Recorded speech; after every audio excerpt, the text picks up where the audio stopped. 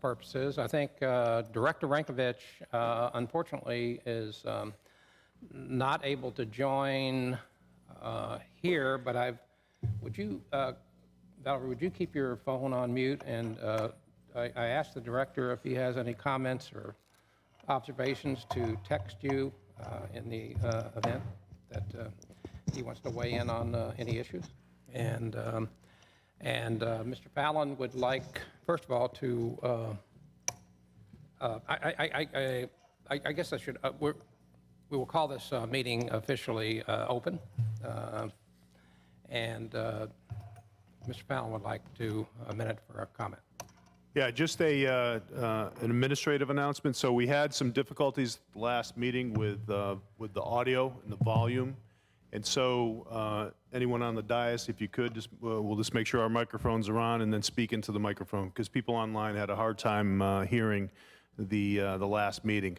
We also have somebody from our CIO office outside on Teams and monitoring as well, so they'll go directly to our tech, Quincy Munson up in the crow's nest, to make any adjustments. So again, just the audio is a little bit of a challenge. We're going to get the system upgraded soon, but if we could, just make sure we talk into the mic and the mic is on. Thank you.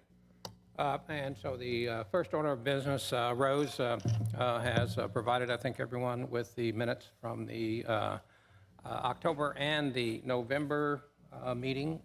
So if I could, I think we've all had an opportunity to review those minutes, and if we could I get a proposal to accept those minutes? Or Chairman Basham, I sent an email about this, but I was not present for the October meeting, but I was here for the November meeting, and my name does not appear as attending the November meeting. So I will. Okay, so we can, Rose, if you could correct that, and with that correction, could I have a proposal to accept the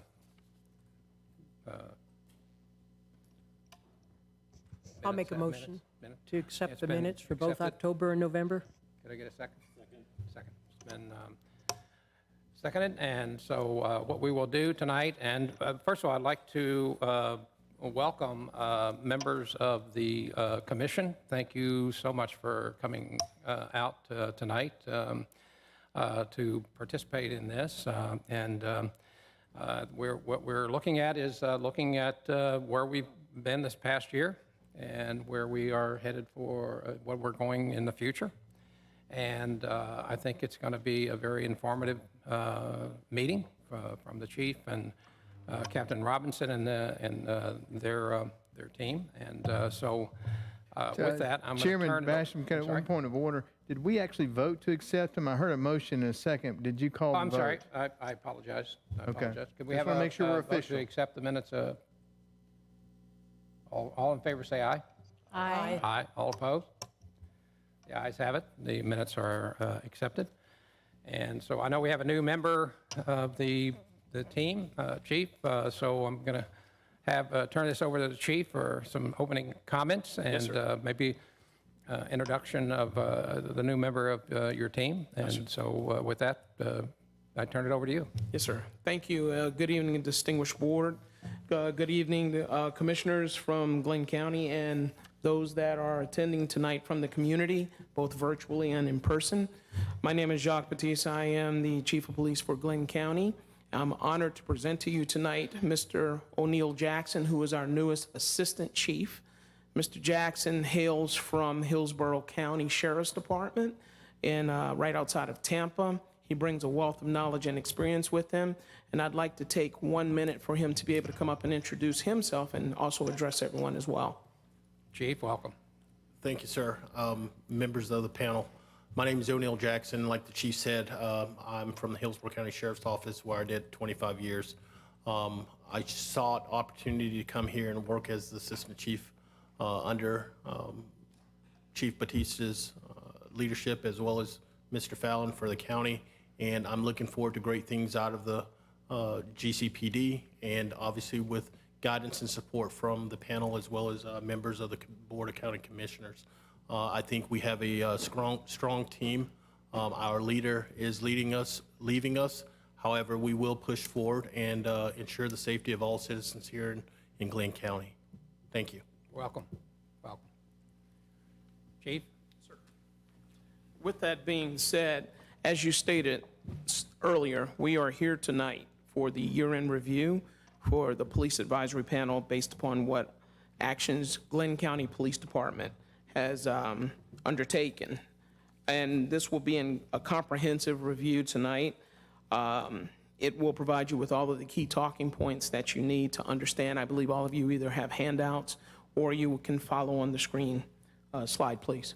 With that being said, in the custom slide, with the custom of what we're doing, I just got through the first part. Our meeting overview today, or this evening, is to principally look at what we've done since I've come on board. One of the main things I take great pride in telling you tonight is that we have moved the needle forward with working towards our accreditation and our recertification.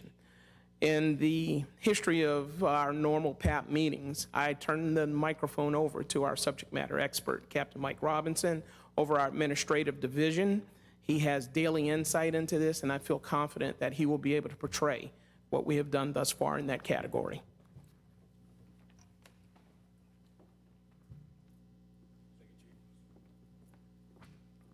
All right, good evening, everyone. Good evening, panel. Good evening, commissioners. Good evening, guests. So this evening, we will go over what we've gone over in the past, but we'll give you a little bit more detail on where we are and what we're pursuing as it relates to certification and accreditation. As it states here in the overview, we are going to discuss our roadmap to certification, and all the things that it entails, as well as our roadmap toward accreditation, which of course is through CALEA, which is the Commission on Accreditation for Law Enforcement Agencies. Next slide, please. All right, so certification in and of itself is through the Georgia Association of Chiefs of Police. What we'll give you today is just a quick overview of what that means for the department and why it is so important that we pursue certification. And we feel very confident that we will obtain certification. We just want to express to the panel the journey that it takes in order to get there. Next slide. Accreditation, that is a different journey, and we'll talk about that as well. So there is a difference between certification and accreditation. We'll make sure that we distinguish between the two of them as we do the presentation this evening, but as you can see here on the slide, who governs the accreditation process. As stated earlier, it is the Commission on Accreditation for Law Enforcement Agencies, and that's one of the agencies that will assist us, as well as one of those agencies that we will work with on our journey toward accreditation. Next slide. All right, here are the benefits, and here it states the benefits for CALEA accreditation, but these benefits are really universal. So the same benefits of pursuing certification, the same benefits apply to accreditation as well. But we wanted to highlight, because many people would always ask, well, why would you want to obtain certification? Why would you want to seek accreditation? And here are some of the benefits that a department as well as the community will glean from pursuing accreditation and certification. One being increased community advocacy. That is extremely important, and it also goes straight in line with our efforts in community-oriented policing.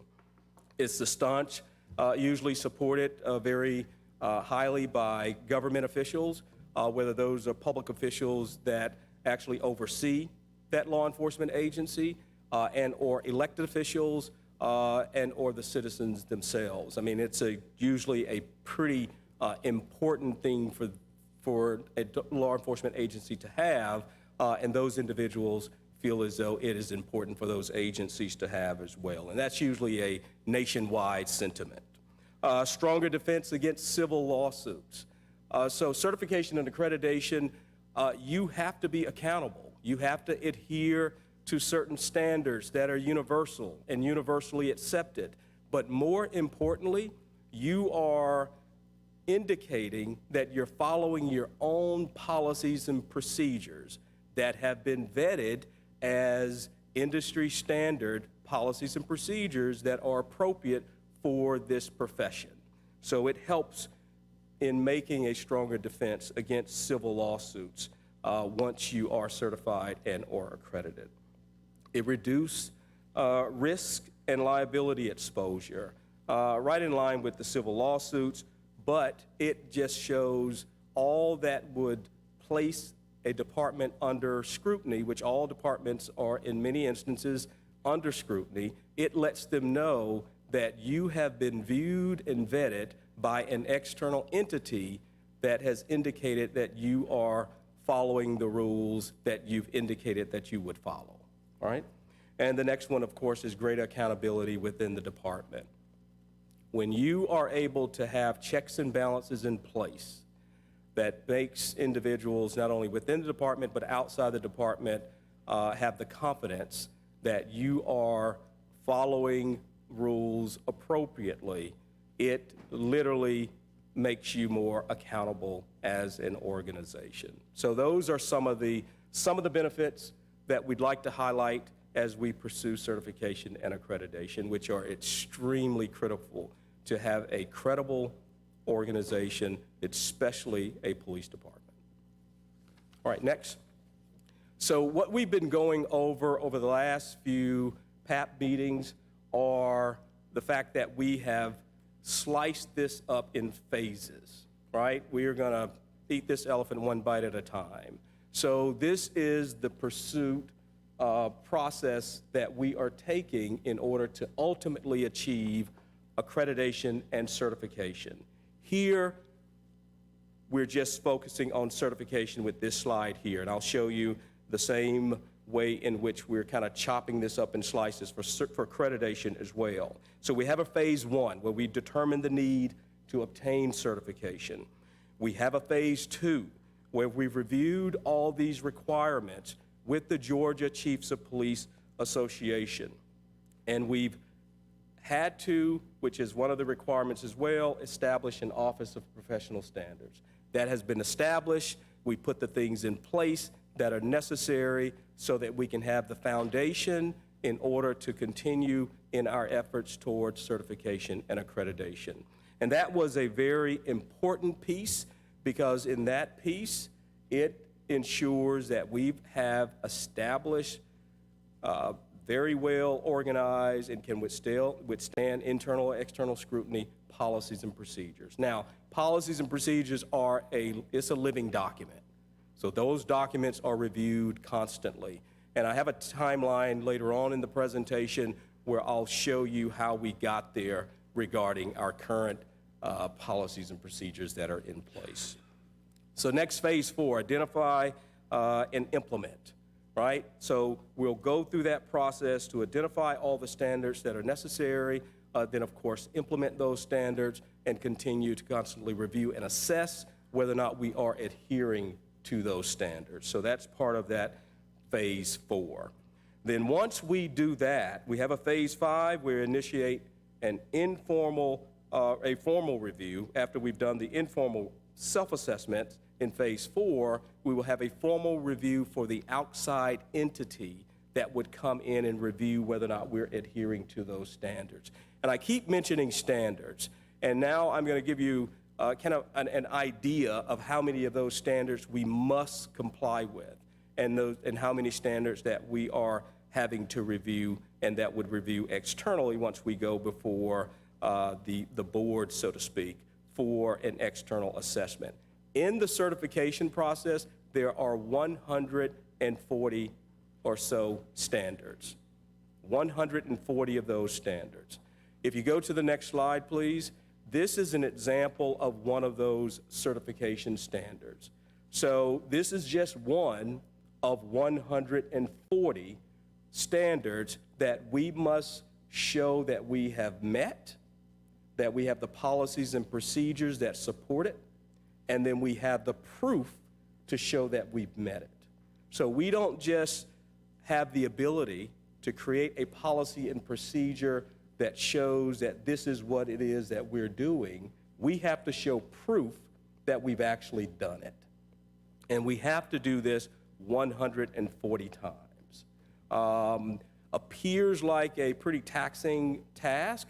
However, we're up for the challenge. And we are feeling very confident that we will meet that challenge, and we have started to meet the challenge as we're pursuing certification. Next slide, please. Accreditation, so we've divided this one up, or at least chopped up the various phases, no different than what we've done with certification, or our pursuit of certification. The reason I have them separate is because just to make sure everyone understands that there are two separate journeys that we're taking. One is certification, 140 standards. This one's accreditation, it's 182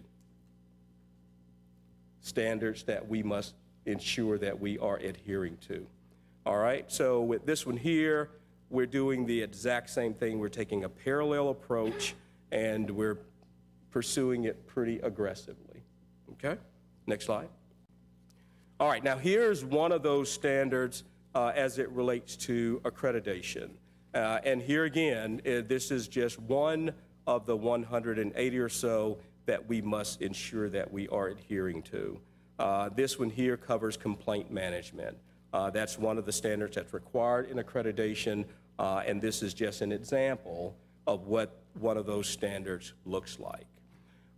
Fortunately, as we set up the Office of Professional Standards, we also set up this system that we have in place. It's called Power DMS, and within Power DMS, we have not only our policies and procedures outlined, but we will have within Power DMS the standards that are connected to those policies and procedures, so that when the assessors come in and actually review where we are with certification and accreditation, we don't make life difficult for them, right? We have one system, they go into that system, and they can see whether or not we're actually adhering to the standard or following the standard. They would be able to see not only what standards connected to that particular policy and procedure, they would also be able to see the proofs that show that we've adhered to that standard. Okay? Next slide, please. All right, here's kind of a picturesque view of where we are and what we've done thus far. Right now, we're in the phase 3 or completion of the phase 3 process, to where we are doing a self-assessment. And this slide here shows the 141. If you look to the left, it's the Georgia Association of Chiefs of Police.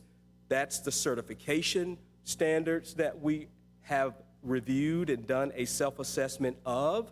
We have actually reviewed and done a self-assessment of all 141 of those standards. We've done that thus far internally, and we have already reviewed and done a self-assessment on 53 of the 182 accreditation standards. And as we've indicated to the PAP in previous presentations, our goal has been to complete the internal self-assessment review of all 141 as well as all 182 standards before the end of 2022. And the team and I really still feel confident that that will still take place. In fact, our team today is actually at the coalition meeting in Forsyth, Georgia, a meeting that they attend every 2 months. They take their files with them, which is part of this 141 and this 182. They take those files with them. They meet with individuals who are also going through this process or have gone through the process, and they look at and review those files with us. So it's part of the peer review process before the peer review process formally or informally begins, when we start inviting them in, okay? Captain? Now, yes, ma'am. Could I ask a question? Yes, ma'am, absolutely. If I remember correctly, at an earlier meeting, you indicated, or perhaps Chief Batiste did, that there was a even though there are these two sets of standards, Yes, there's a ma'am. lot of overlap You got it. between the two. Absolutely. And it appears that significantly more progress has been made toward GACP. Do you anticipate, because of that overlap, that completion of the 71% review that needs to be done for CALIA, do you think that'll be more efficient or, Oh, no doubt. or easier? Yes, ma'am. You've raised a very great point. You are absolutely right. In this presentation here, we've identified 31. So there's 31 standards that are the same in the accreditation process as well as in the certification process. So that's what we're calling the crosswalk, or it's just technically it's the same standard, right? So you are absolutely right. That does make it a lot less taxing on us because we only have to review them once, but it covers both objectives to become accredited as well as certified. But yes, ma'am, that does help quite a bit. Now, even though when we mentioned 141 and 182, and we know that 31 are almost the exact same standards, so it makes life a lot less complicated, there are still a multitude of other standards that aren't too far off, right? So it's still, we don't think, going to be a very heavy lift to continue to try to pursue the certification and accreditation simultaneously because of that. Thank you. You're quite welcome. Yes, ma'am. Kev, Yes, sir. how many people are on your team that are working on this accreditation certification? Gotcha. Very good question, sir. So when you count myself, it's 3. Okay. So it's myself. We have a lieutenant who's assigned to the Office of Professional Standards who's directly overseeing it, and we have a person who's serving as our accreditation manager, who's really in the weeds. Okay. And both of those individuals are in Forsyth today. Okay. Yes. Part of the question I ask is, I wonder if there's a parallel track that should be happening about implementing the policies, just because, you know, the policy in the binder is just a policy in the binder. Right. Have you guys started to think about the education of officers and the culture? Absolutely. So that, let's say in 6 months from now, we get our accreditation. Right. That's not when we begin the educational process of like, wow, That's what right. are these things That's that right. we do? Absolutely. Can you talk to us about that a little bit? Will do. Okay. And that was going to come up in one of the next slides, but I'll bring it up now. Okay, that's fine. But because the timing is perfect. So one of the things mentioned when we set up the Office of Professional Standards, we also, during that process, accepted and adopted current policies and procedures. So as we were going through those policies and procedures, we set up what we refer to as a policy review committee. The policy review committee consisted of all the officers within the department. Now, all the officers within the department couldn't always participate, but they were always invited to participate in those meetings. In those meetings, we went through all our chapters that we adopted as current policies and procedures.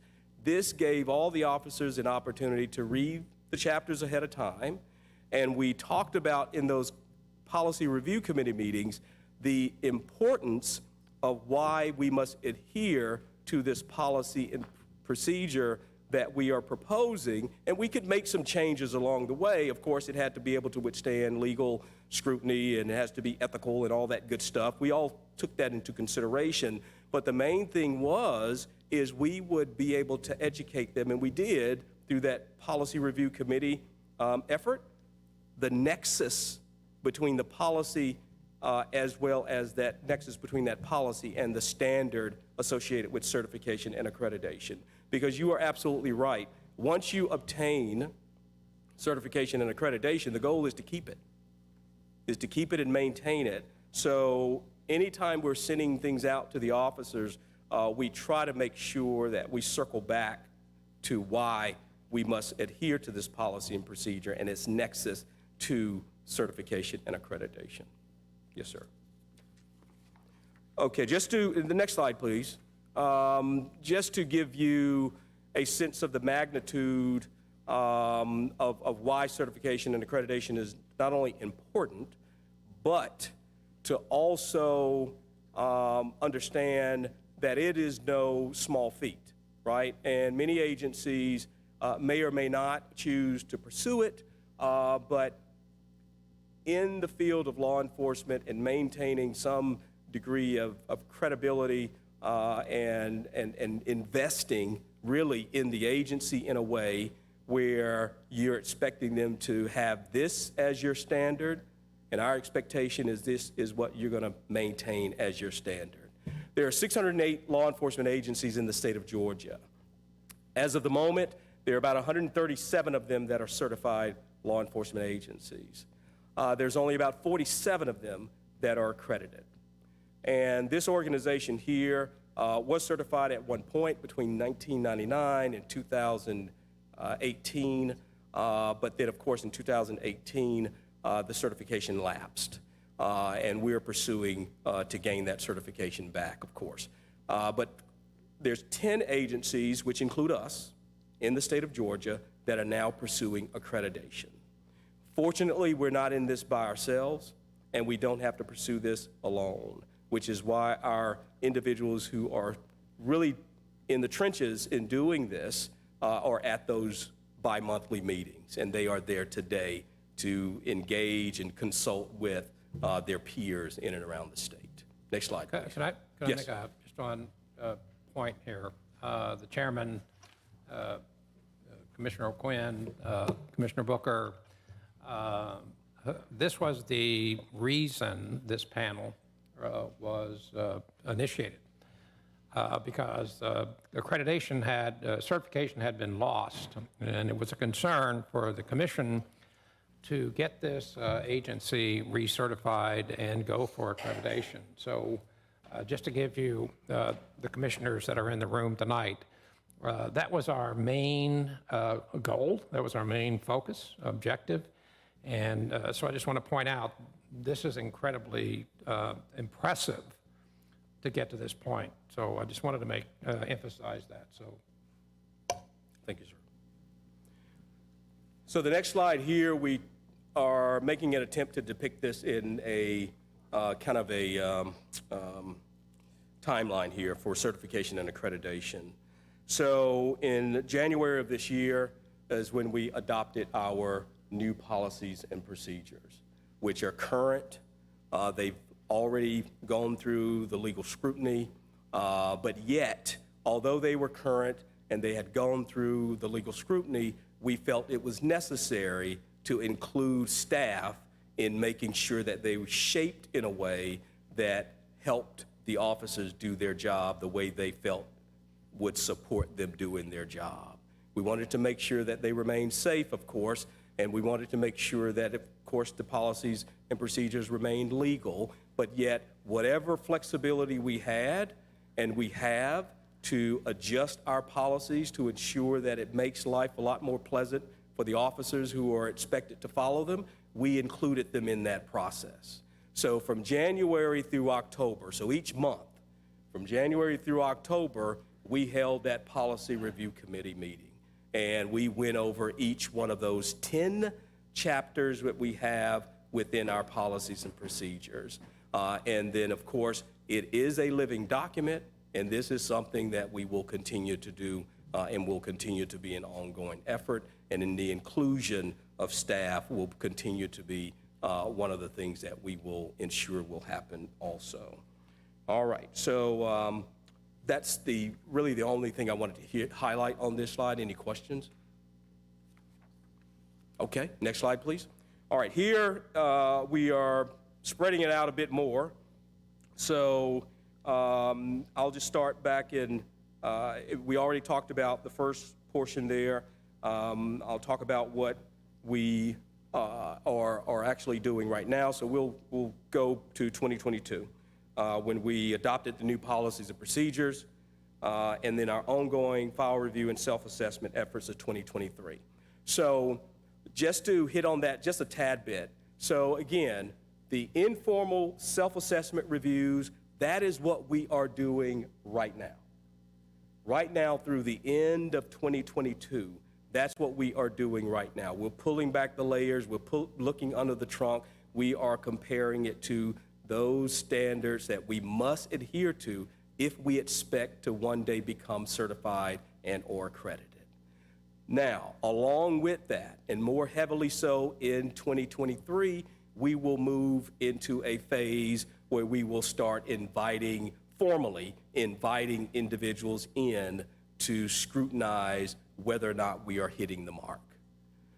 That scrutiny will dictate how soon we would be confident enough to actually invite the formal assessment or formal assessors in to actually review us for full certification and full accreditation.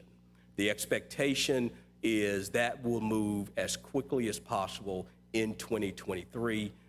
We don't want to overpromise and underdeliver, but at the same time, we can assure you that the steps necessary to ensure that we do our part with the self-assessment, along with the part of the file reviews that we do every month or every 2 months in the meetings that we attend, and the continuous consultation, which is almost on a daily basis with those other external entities to check us from afar. When I mentioned Power DMS, I didn't mention one feature that is also available, is many of those other entities, they use Power DMS as well to house all the documents to prove that they're meeting the mark for certification and accreditation. Those individuals have been invited, and some have already done so, where they can actually remote in to our Power DMS and see where we are. So we don't have to wait until they travel here. We literally can give them permissions to log into our system and check us out from afar. So it's kind of a remote scrutiny, but yet it moves the needle down the road. Other than that, we can assure you that the efforts towards certification are as aggressive as we can make them, without making sure that we're not moving too fast so that we don't get there, but that when we are ready to be assessed, that we have the assurance that we are ready to be assessed. That will conclude my portion of the presentation. Can I ask a question? Yes, sir. Who specifically is on the self-evaluation in that process? How's that process? Internally within the department. So Could right you- now, very good Cap- question, Cap- Mr. Booker. Could you repeat the question? So Commissioner Booker had asked who is on the internal assessment or self-assessment. Mainly, it's our accreditation manager. So when the accreditation manager is checking and doing the self-assessment, although it is a self-assessment, she is in constant consultation with those individuals who will ultimately come in and do the informal assessment. So she's not doing it alone. It will sometimes be myself. It will be her. It will be the lieutenant who's involved. So it's an internal assessment, sir. In consultation with the certification Yes, sir. association? Yes, sir. Well, not just the association, but the peers. The peers who are already certified and already accredited, right? So we are consulting with them throughout the course of that process. Yes, sir. Captain, are there any comments, questions for Captain Robinson on this? Well, I would like, I'm sorry, go ahead. I'd like to thank you, Captain Robinson, for Thank you, that sir. presentation. And as the chairman has already stated, we have come a long way in a shorter period of time than we anticipated. And I appreciate the hard work from the entire department. Yes, sir. Yes, sir. It's definitely a team effort. Yeah, just to reiterate what I've said in the past, it's a long process, it's an important process, but the thing is, you got to build it right to start, because getting accredited and certified, but getting accredited particularly is difficult, but maintaining accreditation is even more hard. So you have to build that base, which you're doing, and appreciate all the work on that. Thank you, sir. Hey, Captain Robinson, a couple questions. Yes, sir. When you first started this process, I think it was, 12, 15 months ago, when you started really looking into what we had at that current time, am I correct in my understanding that you identified, or the department identified towards certification, maybe 50 or so standards of the 140 that are needed for certification. Is that number, did I hear that correctly at one point, that maybe how deficient maybe our policies and procedures were kind of indicated by the fact that of the 140, 50 or so were all that we could really readily identify? Am I correct in my understanding of that, or did I misunderstand that in a previous meeting? I can't pinpoint where that may have come from. I know when I first got there and was able to start looking under the hood, it actually took a while before I even was provided the letter that indicated when the department actually lost its certification. And usually it's documentation management. So the standards that were needed and should have been met when it was going through that certification and lost it, I'm pretty confident that if a little homework would have been done during that time frame, they probably would not have lost the certification. Is it fair to say also that since January of this year with the 140, Yes, the new sir. policies and procedures, we're now at saying we have 141 of those standards in place? Yes, You sir. talked about how you have rolled those out as well as implementing them currently, that the department, though not certified today, is operating under the 141 standards that we have identified towards certification. Is that a fair statement? That's fair.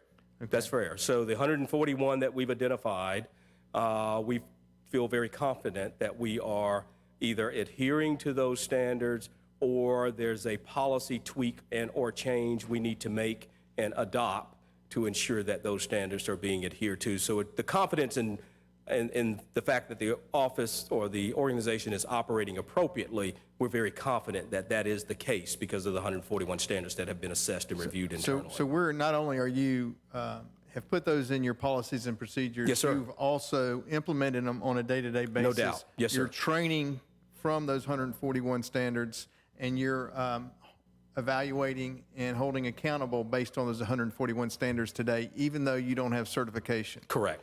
And so I think my question is, or an observation, as we have implemented that, is there a tangible benefit that we've seen that's has been produced because of us implementing, adhering, training to, holding accountable to those 141 standards? Is there something tangible that we may point to? I'm pretty sure there is. I mean, most of it is you have a professional law enforcement agency that is following its internal policies and procedures. And that alone is an enhancement to any organization.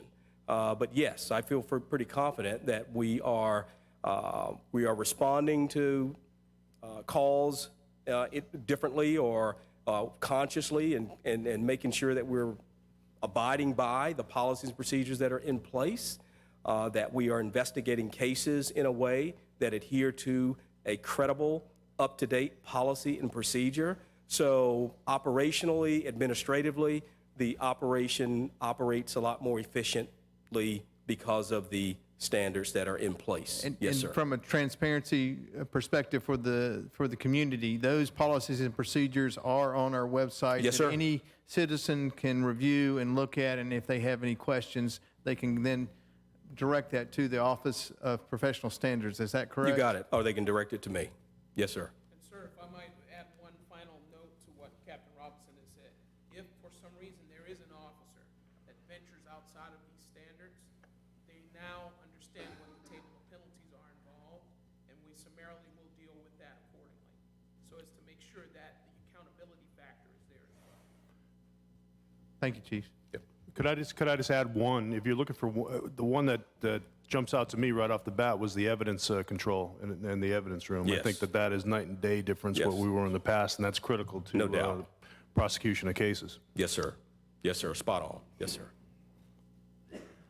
Captain, well, first of all, thank you very much for that presentation. And I know under the chief's leadership and your guidance on this program, it has leaps and bounds from we first started this process. And so I just want to thank you for all your effort and thank the chief for his efforts and thank the commission for being supportive of these programs, because at the end of the day, you want to be measured against the best. No doubt. And these programs will allow this agency, this department, to be measured against the best in the entire country, which I think has significant ramifications, whether it's recruiting or retention, or just a pride from the community of having a department that is able to stand up and say, we are the best of the best. So thank you so very much for your efforts. And but it all comes down, Chief, to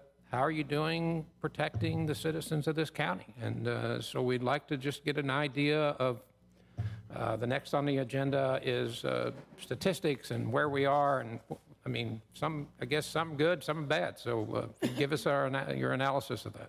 Yes, sir, Mr. Chairman, thank you. The next slide that you see is basically the crimes comparison slide. And the goal by us putting this up for you to see is this is where we as a department since 2020, 2021, 2022 are moving towards. Since I came on board, we have concentrated efforts for citizens and those who come to the Golden Isles to visit to be able to have a community that offers better protection. We pulled up 8 of the standards or 8 of the violations that we were seeing that are considered violent crimes that are currently going on in Glynn County. And what we did was we wanted to focus on these areas. Chief, this just includes county statistics, right? That is just Glynn County, sir. Just the county. That does not include Brunswick. Okay. The city of Brunswick, excuse me. Thank you, sir. So what we wanted to do was highlight these areas. And basically, we wanted you to understand that we have focused concentrated efforts from our department on these areas. And we will continue to focus on everything that you see there, but not losing sight of all of the other violations that we have in Glynn County. The idea here is that through identifying these various crimes, we want to demonstrate and show that the violent crime in these areas are specifically drawn into trends. And we can show where those trends show where they were first an uptick, and now we're starting to see a marginal fall off to a large fall off. The only difference that you see on the boards now is in the burglary section. Everything else is shown somewhat of a fall off. But the burglary section is such because as we move closer to the holidays, as we move closer to changing socioeconomics, not just in Glynn County, but across the country, people are becoming more aggressive in their needs to get different levels of compensation to maintain their lifestyles. The ultimate goal of this is for us to eventually have 20, in the final column, all zeros. That is always what our ultimate goal is. But until we can reach that, we will continue these concentrated efforts, specifically in these areas, and drive forward. Next slide. What you see there are your same, it's the same comparison, same format as previous, but more so in a bar graph slide. Specifically, once again, looking at burglary. What we're doing is looking at how it is affected, not just in homes, but in the businesses that are throughout the community. Our stakeholders, our partners in the community, not are just our residents, but those 501c3s and our Fortune 500 companies and small businesses that help to contribute to the community as well. If you look at the murders that you see there, what we wanted to show is that specifically in Glynn County, we are seeing a cap in which we're working to reduce. We've identified in a large measure what these are being attributed to, and again, that's what we're driving our concentrated efforts towards. Once we're able to do this, the goal that we are now seeking is that with the help of this focus on, and especially due to intelligence-led policing, we can now not only focus on these, but also focus to make sure that overall, all crime is being reduced significantly throughout the county. Questions? Today, I saw, read or something, I saw where Walmart and some of the big box stores are saying that the cost of goods are going to go up, particularly in this season, Yes, sir. due to theft. Yes, sir. So do you work with those big box stores? I mean, that's a bad term maybe, but how do you work with them? Because at the end of the day, we're all going to pay the price for that sort of crime. Yes, sir. How do you coordinate that with the Walmarts of the world? Since I've been here, we have approached, give you examples, Lowe's, Home Depot, Walmart, who have significant theft issues. We respond, we've offered different insight to helping them. The main issue is if we are there and we make the necessary arrests, often these corporations will not prosecute. So we go through the process of arresting the individuals, getting the merchandise back, but those individuals generally are released and continue in that string of efforts that they have been undertaking. So we're working on a more granularized approach to get them to understand we can assist within limits, based upon our manpower, of course, to make sure that we're still giving the best to these corporations as well as to the community as a whole. Chief, could I ask a question Yes, as well? ma'am. Obviously, the data, it begs the question, how many of these are resolved? How many are prosecuted, closed, maybe would be a better term? Is there a closure rate that you could share, or is that an unreasonable request? None that I could be prepared to speak directly on tonight. Of course. But I can make of course. sure that by tomorrow or by Monday, you all will receive that in a document through email. I can tell you that our patrol division, our CID division, and our SIU division work very collectively well together to not only work to solve these crimes, but they also work very heavily to minimize and to reduce and also prevent a lot of these crimes by making people more aware of what they need to be doing.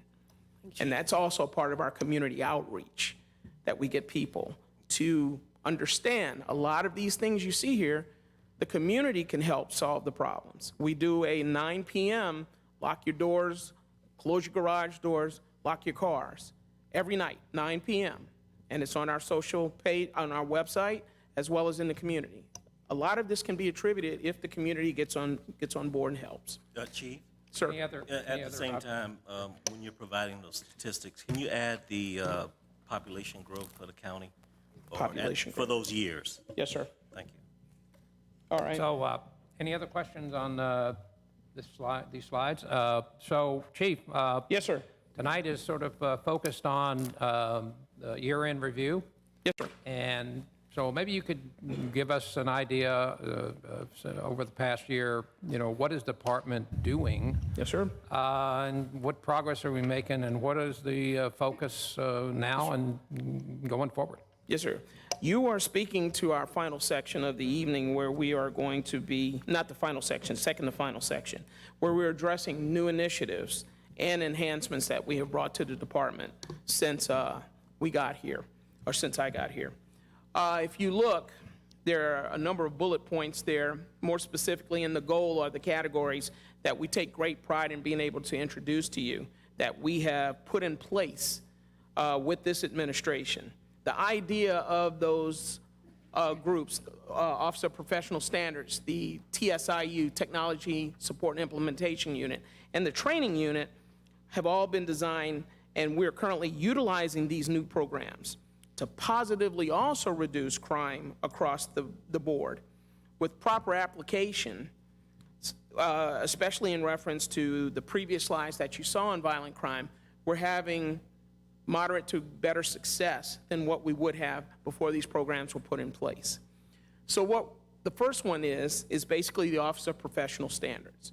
We've always had a form of an Office of Professional Standards, but what we did not have was a system where both officers and the community could feel comfortable coming in and knowing that there was an internal affairs division that would be able to successfully help them without any type of prejudice from either within the department or the community where someone would see them coming and going. So as you know from previous presentations, we moved that entire unit to the Pate building. It's a government building where people can come freely. We have IA, the IA division is there, and people have greater comfort coming into that building than they would into our police headquarters. Certification and accreditation also fall under Office of Professional Standards. As Captain Robertson has pointed out, we have personnel that are also at the Pate building working in that area.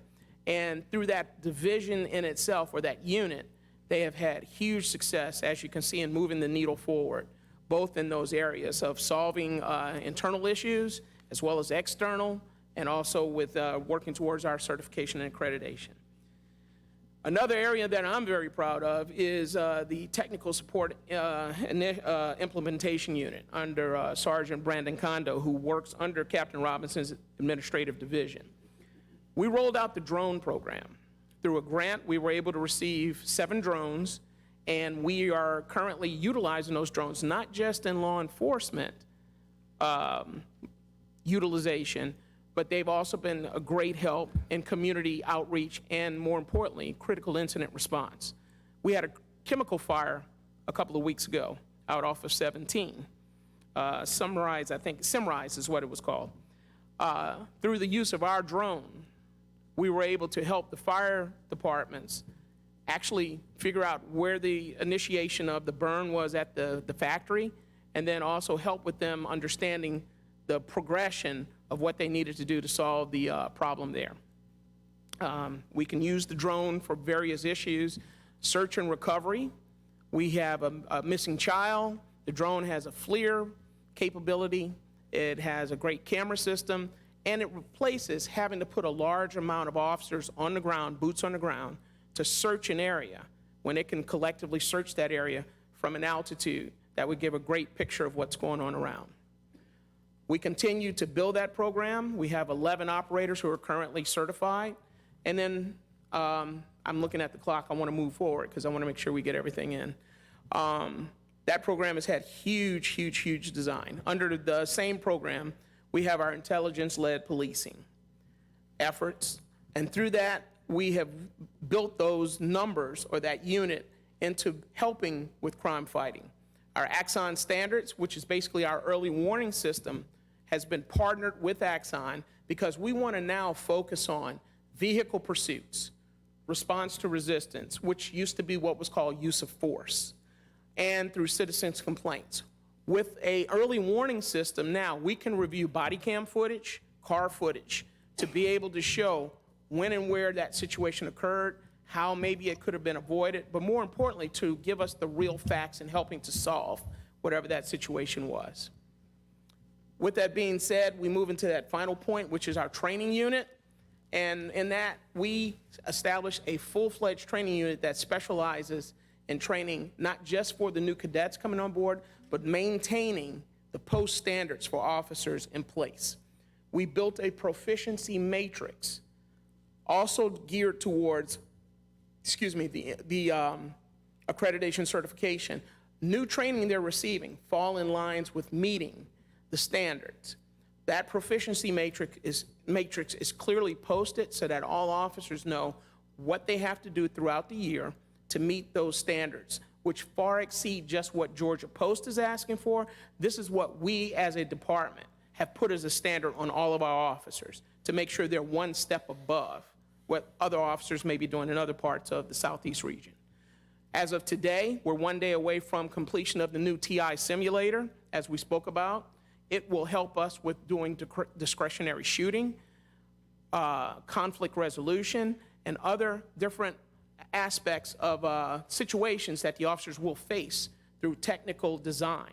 It is being built at our new Highway 17 Old Animal Control Building.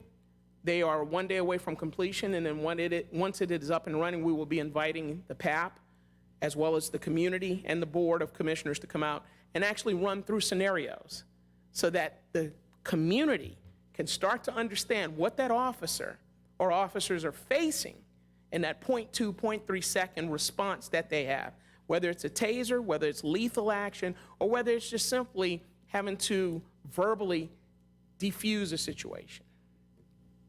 Only simulator of its kind in the state of Georgia. Finally, we have the annual in-service training requirements. As I spoke to, Georgia Post requires us that all officers maintain those on a yearly basis. And then we have, in order to give us a better opportunity to train even greater to the needs that are called for, we're working to establish the Glynn County Training and Special Operations Center out off of 17 at the old Animal Control Building.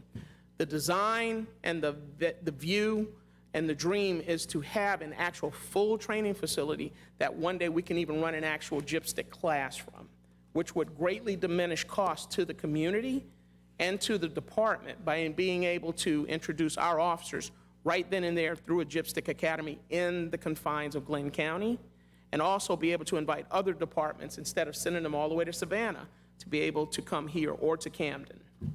So that's where we are. Next slide.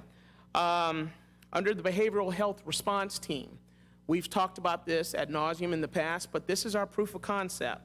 We are working, once again, to maintain that we have a mental health co-response team. Law enforcement combined with a mental health expert who would be able to make assessments at the scene as opposed to having to take that person in and then have them evaluated. Often the situation can be dealt with there without the police having to take immediate action, because that mental health expert would be able to assess and get that person critically needed help right there on the street. We're pursuing current grants for that, and we'll speak about that on the next slide. Go back one slide, I'm sorry. We'll speak about that on the next slide, but what we are in the process of doing is we have been awarded a grant for mental health training for officers. The idea is that every officer will be trained up to a certain level through CIT. So if we do not have that mental health specialist there, those officers still have a greater acuity to determining what can be done to neutralize the situation, not from a violent standpoint, but actually to diffuse the situation and help that person before having to take them into custody. Sir, I've got a question. Yes, ma'am. Reading from Mr. Rinkovich, I'm his voice today. Yes, ma'am. He's asking how close are we to actually taking this beyond proof of concept to an operational expectation for behavioral health response? Yes, ma'am. We are still working with a number of, two of the standards, and one of them deals with the HIPAA laws, so we have to reach an understanding with the medical health community that we will incorporate those standards into this program. And before we can get an actual MOU in place, or we can't just automatically kick this team in. They have to reach those standards as well. Speculatively, I would think that program, once we're able to get the necessary funding to get that mental health person on board, that would greatly help us in pushing that program forward. I can't give you a timestamp date on when it would start. I can tell you we're moving closer to it every day. That's the best I can do for Mr. Rinkovich tonight. Well, Chief, where's that funding coming from? We're having to figure that out, sir, whether it will come from our actual police fund within the department, our budget, or if we can work with maybe the Board of Commissioners or with a outside entity that would be able to maintain this, I think it's 60? And it's in the grant, so that will be on the next slide. Thank you. With the canine, the last part of this is the canine reinvigoration program. We have original membership of 3 canines currently still within the department, Ghost, Betty, and Rossi. But since we've really pushed the program forward, we now have new members that have canines that have been brought forward. Balua and our Bloodhound Chief, who has had 3 successful outings to help with situations of lost kids and or runaway criminal, etc. We now have also a new bloodhound that will be introduced to the fold sometime before the end of December. So that will bring us to 6. Next slide. Pending grants, as Captain Robinson pointed out to you and that I'm going to speak about. One of the things you have to understand, without grants, we can often not get the necessary funding we need to push forward in a lot of the programs and ideas we want to implement for the good of the community. One of the things that I want to point out is there are other things that are being done to expand the bandwidth through these grants, especially violent crime. What we're doing is working to address those issues in hopes of being able to alleviate burdens from the community itself as far as having to increase a special tax or anything like that. So these grants are hugely, hugely helpful. What we have applied for thus far, as far as grants, is for a violent crime reduction grant. Under that, we are looking at ShotSpotter, company that is designed, and they have a technology where when a shot is fired in the community, the camera system and the actual device system triangulates where the actual shot was fired from. This greatly helps investigators when they arrive to be able to know exactly where to go to start that trail to figuring out who and what was responsible and looking for any evidence right then and there within that recorded area. Too many times officers have lost time having to drive through neighborhoods looking for shell casings, looking for where the shots may have originated. This device or this system will greatly speed up response time for officers. Our flock safety, another device system.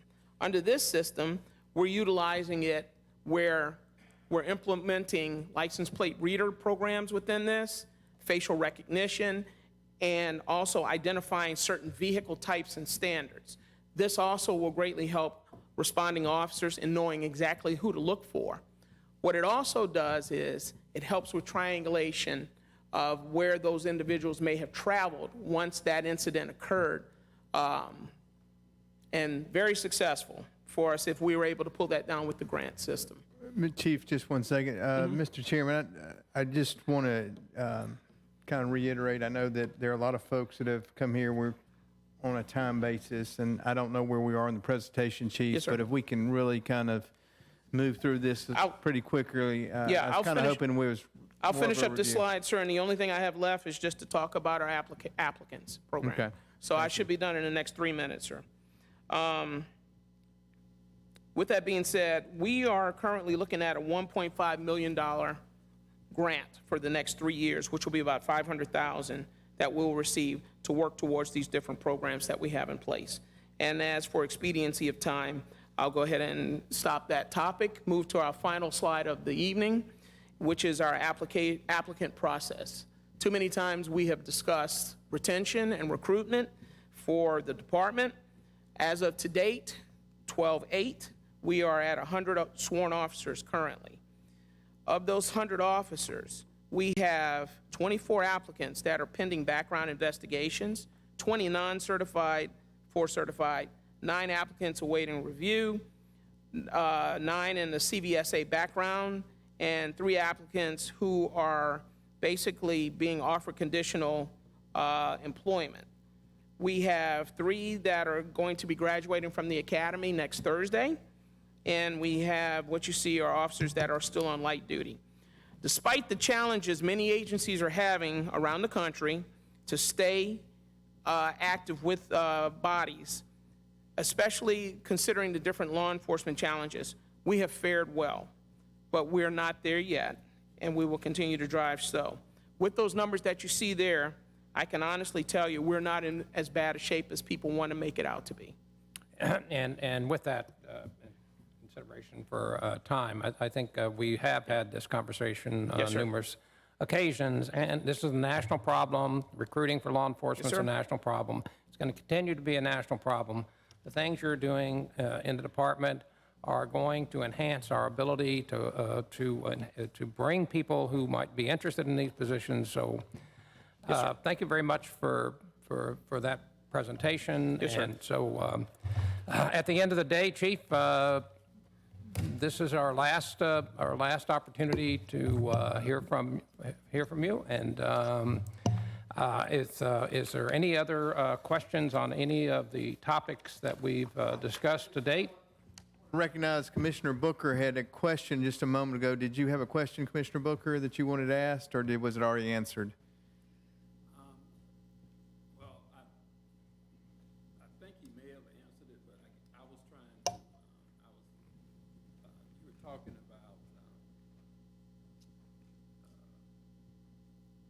question was about the community and if any of the standards around community policing, if any of the standards are around community policing, if you could talk about that a little bit and exactly what was going on. What are we doing to meet that standard? As far as the standards for community engagement and policing, we are working to build the trust greater between the community and law enforcement. There will be various further programs that we will be implementing to build community trust within law enforcement, to educate the public as well as law enforcement to be able to work in consortium to building a better community here within Glynn County. One of the programs that we had earlier is looking at being brought back where the citizens meet to understand what the law enforcement's inflection is in the community and what law enforcement learns from the community when it responds to a crime, how they can better work together. I think that's might be what you're looking for. Well, when you, and I guess you were just speaking to it, when you say educate the public, 'cause I had a question, somebody took offense to you saying that, but just say more around what you just said about educating the public. Basically helping us to understand the experience of a police officer. Yes, sir. What they do. Yes, sir. And that's the simulator. Yes, sir. Sounds like one of those efforts. Yes, sir. Through our citizen, we were looking at re-implementing the Citizens Academy, for instance, where that will bring in the public to work with the law enforcement in the area to understand what policing is from their aspect. They will go through abbreviated training blocks to understand what police officers face every day in the community. But will also address greater levels of understanding culture, understanding socioeconomics, and that not one area should receive a better policing than any other area. It should be even across the board. So, and that's what the whole of it is. To add to So, that, Chief, I've had several people. I'm sorry, go ahead. I've had several people approach me and ask me, why aren't officers getting out of their cars and actually involving themselves with the community while on patrol? It's one of our performance measures now that we're going to be requiring. I came in requesting that the officers do that. I had a lot of them that did. Officer Tim Brown, for instance, who worked downtown in Brunswick and up to our community line, often would get out and walk through the neighborhoods. We have other officers that are not unwilling to get out and mix with the community. Okay, so this is a standard, right? This is So now they a standard are we're graded requiring. based on standards, is Yes, that sir. correct? Yes, So there should be no, I won't do it, or I don't want to do it. It should be done. It's a and required it will standard. go a long way. Yes, sir. Thank you. Yes, sir. Okay, Chief, thank you. Yes, sir. Obviously, it suffice it to say, you've come a long way this past year. Your leadership is to be commended, as well as your staff. We still want to focus on the officers, the men and women who get up every day and go out there and protect this community, and we still need to make sure they have the resources, they have the support to do their job. And I would say conservatively, a good portion of this community appreciates what you do every single day. Yes, sir. And I know there are negatives that come up on occasion, but you know what, we take that. So, but I would like to offer any comments. Commissioner O'Quinn, do you have any comments you'd like to make? I know this is, like I say, this is the chief's last opportunity to address this panel, and so I'd like to offer you any comments you'd like to make. Sure. First of all, I want to thank each one of you as panel members for giving your time, effort, and expertise to be a part of this panel. When this came about almost 3 years ago, when I first came on the board, the discussion was at that time what was going on in the police department and how do we bring transparency and accountability to it. At that time, the idea of the police advisory panel came forward. It was championed by then Chairman Browning and Vice Chairman Brunson, by that commission, put in place, and it's been carried forward by the current commission, Chairman Neal, and last year Vice Chairman Fendig. I think this panel adds a lot of great accountability, transparency, and insight for our community to see what's going on in our police department. Policing is a lot different than it was 20 years ago and 40 years ago. Our culture is rapidly changing, so the demands on the police and what people expect out of transparency in the police department continues to change. Chief, I want to thank you for the work you've done in the last 18 months. I know it hasn't been easy. It's been tough, but I tell you what, I really admire the fact that each and every day you got up and you brought great determination to the job, and that you put your shoulder to the wheel and you kept moving forward. And there's a lot to be said for that. And so I appreciate just your steadfastness in moving the department forward. And I think tonight when we've talked about where we are in regards to certification and accreditation and the things that have been implemented, Chief, I lay a lot of that at your feet. You've done a great job of moving that forward, so I appreciate it. And I wish you the best of luck as in your endeavors going forward. Thank you, sir. Bill, would you like a comment? Yeah, and Chief has heard me say this a couple times this week already, but certainly passion was evident. He definitely had this job in his heart for sure. What I saw, he led from the front. He was out nights, weekends, all hours, always out there with the troops. And as you saw from tonight, I do think as well that Glynn County Police Department is moving in the right direction, moving well. Still has some work to do, everybody else, but appreciate the efforts, Chief. Really can't say enough about how much you put into this job. And then best of luck in the new job. Don't forget us though for some of those classes that you have. We got to get some of our folks to them. So Yes, thanks, sir. Chief. No worries. Panel members, any comments you'd I'd like to just make? like to say, Chief, thank you personally. You walked into a crap storm, and you did a darn good job. Thank you, sir. Truly. I would also add the accomplishment that you're on track to achieve with this, or the department is.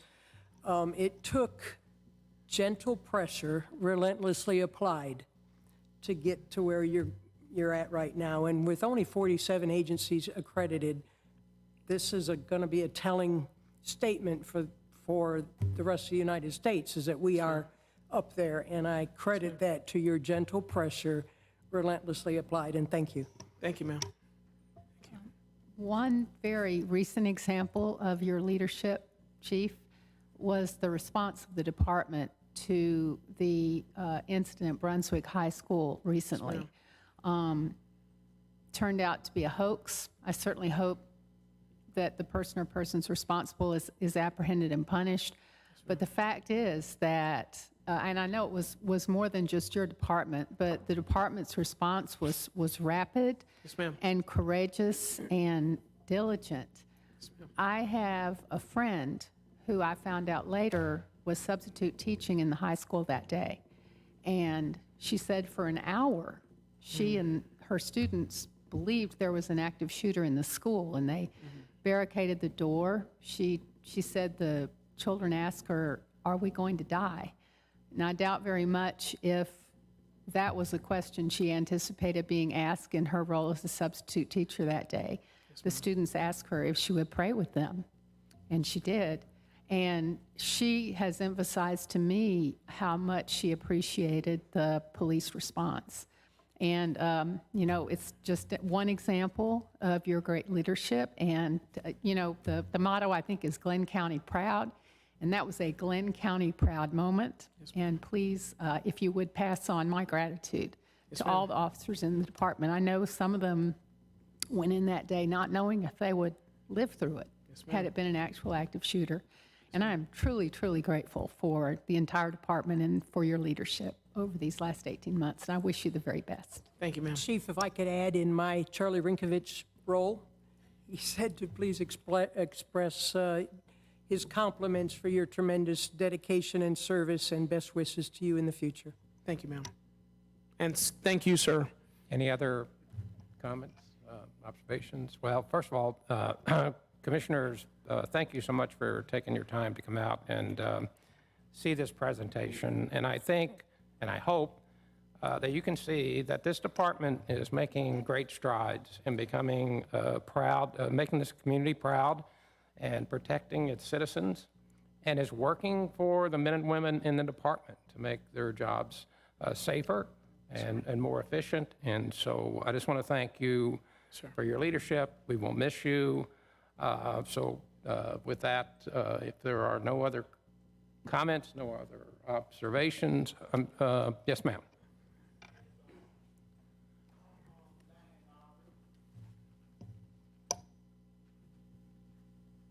I'm Ahmad's Arbor's oldest aunt. I want to tell the new chief of police, I appreciate you the first day you came into Bromsey. You was the only officer that came to me and my family and told us, whatever I can do for y'all, I'm here for y'all. I hate to see you go because I don't know where this place gonna go at after you leave. And I hope you got them in a class the way they know that to treat everybody the same. It doesn't matter what color you is.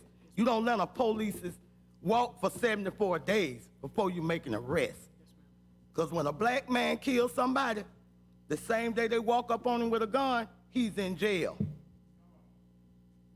So I hate to see you go. God knows I do. It broke my heart when I heard that you was leaving. Thank you for supporting me and my family so much. You're welcome, ma'am. Take care. Yes, ma'am. And wherever you go at, God bless you. I'll be with you all. God bless you. Yes, ma'am. I'll be with this community also. Thank you. Thank you. And Mark's dad is over there. Thank you, and we are very sorry for your loss. Man, I just want to thank you for coming to our family. Came in when nobody else would. Came in and supported our family. Yes, sir. And I had never seen that in Boston, period. Yes, sir. But you came there for us, and it let me know how strong you is and how real you is. Thank you, sir. And I don't care what nobody else say, they ain't gonna find another one like you. Thank you, sir.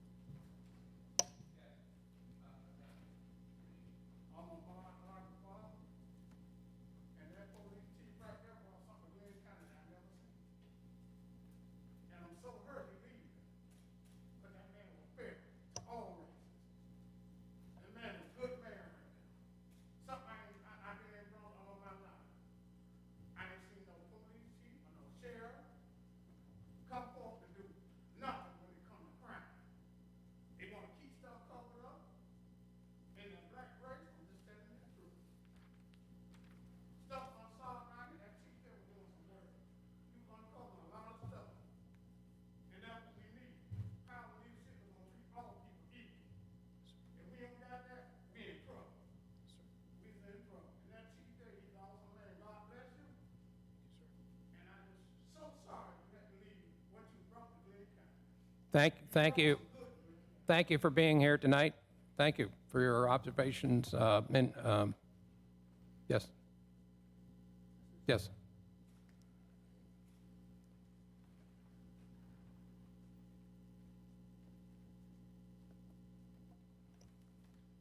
My name is Calvin Way. I am an old historian, 30-some years in the law enforcement area, starting in 1966 at the Brunswick Police Department. And there I went to the Sheriff Department for 9 years on county police force and so forth, to make out that many years. I have had a tremendous experience with Batiste. He has really shown me and us in our community a real quality type person. And naturally, we all are very sorry, and we're going to miss him. But I would like to know now that, and I feel this way, that what he has implemented in the last 18 months, he's been here so for certification and accreditation and so forth, the health team that he's developing, all of this come together. And I'm hoping that through the county commissioners and the citizens will understand where to go from here to make things better for Glynn County. That's what I want to see. And I hope I'll be able to live long enough to see things improve from here. And to hear this information tonight coming from Captain Robinson, And as Chief Batiste, it really thrilled me to know that they're doing a fine job. I don't know whether I remember having this type of procedure. Is this the first time I know anything about as the chief going out? But anyway, I really enjoyed being here, and I hope things will be a whole lot better with you, all of your support. Thank you. Thank you. Thank you very much for your observations, and, yeah. Well, I guess, Chief, that sort of says it all. Yes, sir. It says it all, and so with that, if there are no other, any new business? Pardon? I'd like, could I have a motion to?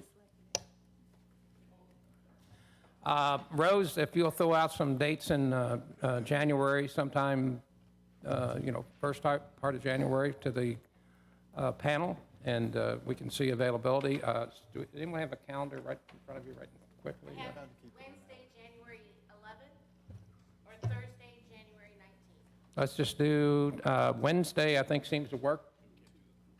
You can't do Wednesday? We can't do Thursday, that's a board meeting. Wednesday, so let's, we'll target Wednesday, January the 11th for the next board meeting. And I would also like to say in closing, the Commissioner Quinn, who will not be, unfortunately, will not be joining us at the next meeting, but who has been literally the driving force behind this panel and this initiative to work with the Glynn County Police Department and make it as best as it can be and provide the kind of law enforcement services that this community deserves. And you have my appreciation and thanks as a citizen of this county for your involvement. And you've done just a tremendous job, and we just thank you for that effort. And we will miss you, and we'll miss your leadership and your knowledge, your wisdom, your guidance, and, best of all. Thank you. I appreciate it. I'm sure there'll be others who will step in this role from the Board of Commissioners, and I hopefully to continue to see that the panel moves forward and the department moves forward. So thank you. So could we have a motion to adjourn? I move that we adjourn. Second? Second. Motion and seconded. This meeting is adjourned, and thank you all very much for coming out tonight. This is a hugely important issue for this community. Thank you.